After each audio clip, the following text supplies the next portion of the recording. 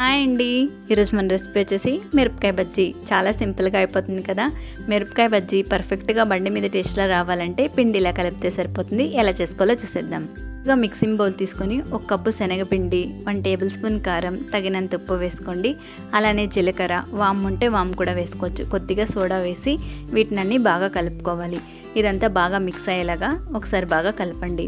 ఇలా కలుపుకున్నాక కొద్దిగా వాటర్ యాడ్ చేసుకొని కలుపుకోవాలి. పిండి అనేది ఇలా పట్టుకుంటే జారేలా ఉండాలన్నమాట. అంతవరకు కొద్దిగా వాటర్ వేసుకొని నిదానంగా కలుపుకోండి. ఇప్పుడు చూపిస్తున్నాను చూడండి, ఈ విధంగా ఉండాలి. చూసారా, ఇలా జారుడుగా ఉండాలి.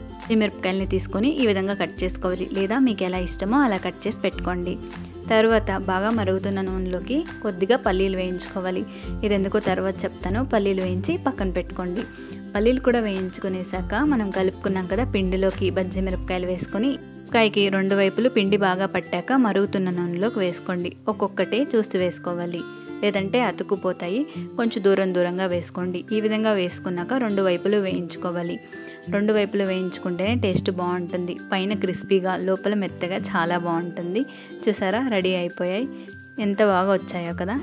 మిరపకాయ బజ్జీని మధ్యలో కట్ చేసుకొని సన్నగా తరిగిన ఉల్లిపాయలు, క్యారెట్ తురుము, కొత్తిమీర వేసుకొని దీనిపైన వేయించి పెట్టుకున్నాం కదా పల్లీలు వేసుకోవాలి. ఇలా వేసుకున్నాక నిమ్మకాయ పిండుకుంటే అంతే. ఎంతో టేస్టీ అయిన మిరపకాయ బజ్జీ అయితే రెడీ అయిపోతుంది. టేస్ట్ అయితే చాలా బాగుంటుంది. ఒకసారి ట్రై చేయండి, ఇంట్లో కూడా అందరికీ నచ్చుతుంది.